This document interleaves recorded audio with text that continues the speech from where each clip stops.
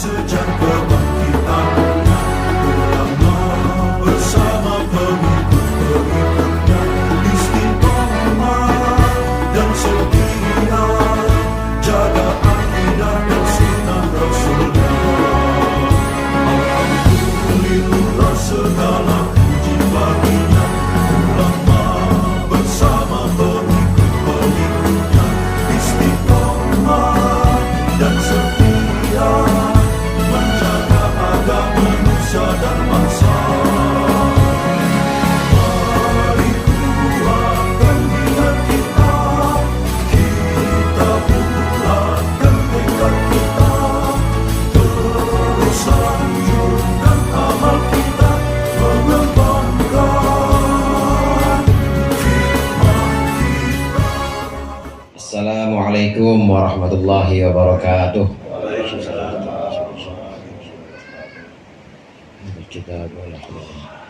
Al-Fatihah. Bismillahirrahmanirrahim. Alhamdulillahirabbil alamin. Arrahmanir rahim. Maliki yaumiddin. Iyyaka na'budu wa iyyaka nasta'in. Ihdinas siratal mustaqim. Siratal ladzina an'amta 'alaihim ghairil maghdubi 'alaihim waladdallin. Bismillahirrahmanirrahim. Alhamdulil muallimit tullabi wa musahhilil khairi liman yata'allamu. Thumma as-salatu was-salamu 'alan nabi wa alihi wa sahbihi jayu'zamu. Ya Rabbana kaffir 'anna dhunubana wa walidina wa liman huwa muslimu. Nad'uka Allahumma ilman nafi'a min yawmina ilal hisabi yaqumu. Amin amin amin wa ya fattahu. Amin amin amin wa ya alimu. Alhamdulillahi dzil jalali wal ikram ala ma akmalahu min dinil Islam. Wassalatu wassalamu ala nabiyyil huda war rahmah al-mab'uthi bil kitabi was sunnah khatamin nabiyyin sayyidina Muhammadin wa alihi wa sahbihi ajma'in. Amma ba'd, fa inna ahsanal hadithi kitabullah wa khairal hadi hadi Muhammadin sallallahu alaihi wasallam wa syarrul umuri muhdatsatuha wa kullu muhdatsatin bid'ah wa kullu bid'atin dhalalah. Segenap jamaah Al-Halaqatul Munfarijah yang berbahagia, para ustadz, para hujjah, hadirin sekalian, mari sebelum kita mulai dzikir, kita lanjutkan pengajian kitab Mau'izatul Mu'minin. Qala al-mu'allif rahimahullah wa nafa'ana bihi wa bi'ulumihi fid dharaini amin. Wa ammal atharu, dan adapun athar, perkataan dan pendapat para sahabat, faqala Ibnu Abbasin, maka berkata sahabat Ibnu Abbas radhiyallahu an, la yatimmu nusukun nasiki hatta yatazawwaja. Tidaklah sempurna ibadahnya seorang yang beribadah hatta yatazawwaja, sehingga dia menikah. Yuhtamalu annahu ja'alahu minan nusuki.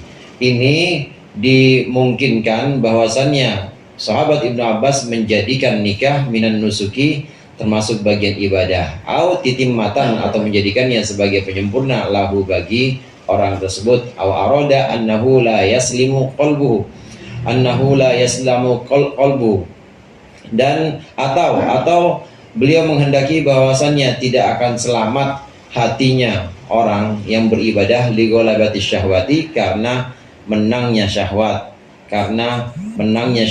illa li ghalabati syahwati, karena menangnya syahwat, illa bitazawuji, kecuali dengan nikah. Wala yatimmu an-nusuku illa bi faragil qalbi, dan tidak akan sempurna ibadah illa bi faragil qalbi, kecuali dengan kosongnya hati.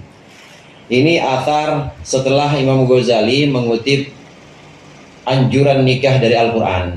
Wa ankihul ayama minkum, nikahilah perempuan-perempuan yang belum punya pasangan. Nah, ini ayat anjuran dalam ayat. Kemudian anjuran dalam hadis, kadang-kadang disebut dengan akhbar. Fa innan nikah sunnati, sesungguhnya nikah itu adalah sunnahku, kata Rasulullah, dari hadis. Nah, kemudian Imam Ghazali mengutip athar. Athar itu perkataan sahabat, jadi bukan perkataan Rasulullah, bukan juga Al-Quran, tapi perkataan sahabat. Nah, athar yang pertama kali di sini disampaikan oleh Imam Ghazali mengutip perkataan sahabat Ibnu Abbas. Beliau berkata, ibadahnya seseorang tidak akan sempurna hingga dia menikah. Jadi orang yang belum nikah dengan orang yang sudah nikah, sholatnya lebih utama orang yang sudah nikah. Ini alhamdulillah dapat nikah semua ya. Ada yang belum ya buru-buru nikah. Ya nikahnya, ibadahnya orang yang sudah menikah ini lebih sempurna dibanding orang yang belum menikah. Ini kemungkinan sahabat Ibnu Abbas, pertama kemungkinan menjadikan bahwa nikah itu emang ibadah. Saya aja nyesel kagak dari dulu. Nikah itu ibadah, menjadikan nikah sebagai ibadah. Ini kemungkinan yang pertama. Atau kemungkinan yang kedua, mungkin sahabat Ibnu Abbas bermaksud menjadikan nikah ini sebagai penyempurna dari ibadah kita. Bagaimana jadi penyempurna? Karena ibadah itu seyogianya hadirin, itu kita lakukan dalam hati yang sedang kosong, dalam hati yang sudah selesai dengan semua kebutuhan kita. Kalau kita ibadah tapi hatinya masih belum kosong, masih belum selesai ibadah, hatinya masih ada pikiran yang lain yang belum tuntas, maka rasanya belum sempurna ibadahnya. Oleh karenanya untuk menyempurnakan ibadah, maka hatinya dikosongkan. Bagaimana cara mengosongkan? Ya antara lain adalah dengan menikah, artinya mengosongkan keinginan syahwat karena memang sudah ada salurannya. Begitu maksudnya saudara.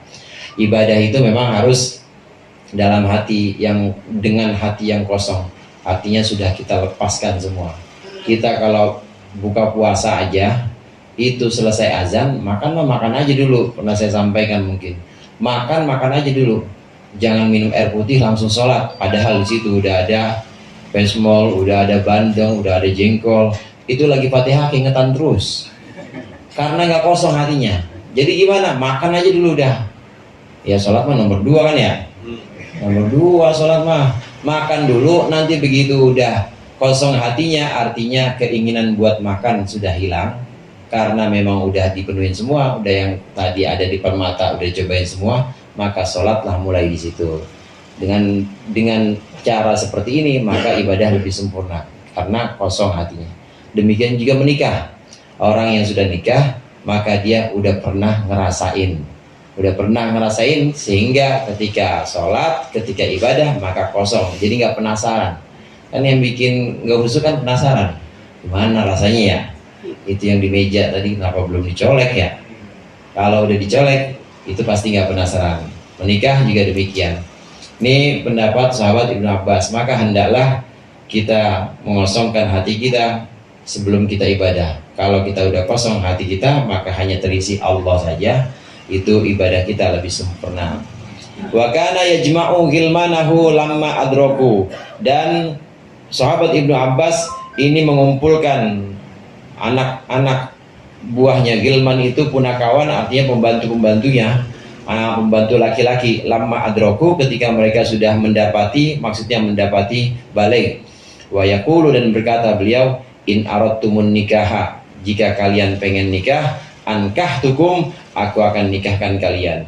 Fa innal abda, maka sesungguhnya seorang hamba idza zana, ketika dia berzina, nuzi al imanu min qalbihi, maka dicabut apa al imanu, iman, min qalbihi, dari hatinya si hamba.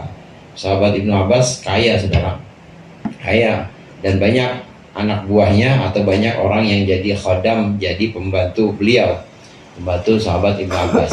Nah diantaranya itu ada Ikrimah, tapi Ikrimah yang mufasir, Ikrimah yang termasuk dari golongan mufasir tabi'in, bukan Ikrimah sahabat Rasul, bukan. Karena ada Ikrimah bin Abu Jahal, ada bin Abu Jahal. Kalau ini Ikrimah yang ditafsir. Kemudian ada berapa lagi anak buah atau orang-orang yang membantu sahabat Ibnu Abbas. Nah beliau bilang sama anak buahnya, kalau kalian pengen nikah, ayo saya nikahin. Jangan zina, karena orang kalau zina imannya itu dicabut. Orang ketika dia berzina, maksudnya ketika dia berzina imannya itu dicabut.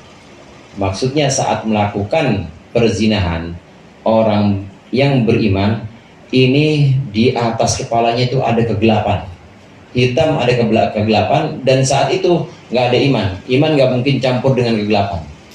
Nanti ketika sudah selesai maka kegelapan itu hilang, maka imannya balik lagi pada orang yang tadinya zina itu. Balik lagi. Iya, kalau balik lagi waktu masih ada nyawanya, masih hidup. Nah, kalau kagak, naudzubillah. Oleh karenanya ya ditawarkan atau dianjurkan oleh sahabat Ibnu Abbas, ini pemuda-pemuda yang bantu dia, ayo kalau mau nikah saya nikahin, saya ongkosin semuanya, jangan sampai zina, karena zina ini, orang yang zina ketika zina itu sedang tidak ada imannya sedang tercabut dari dia. Wa amma fawaidun nikahi wallahu a'lam bishawab.